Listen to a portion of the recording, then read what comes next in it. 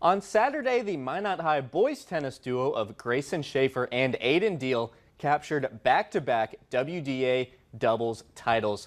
Schaefer and Deal trailed 2-1 in the first set, then rallied to win 6-4 and 6-2 in the second. Here's what the Magi seniors had to say after being crowned region doubles champions for the second straight season. I felt happy because I knew we had that in us, and just finally accomplishing it again, it felt like we deserved it. I was just pumped, absolutely fired up after that last point. Grayson and Aidan are also West Region Senior Athlete nominees alongside singles champion Carter Hatzenbuehler of Mandan.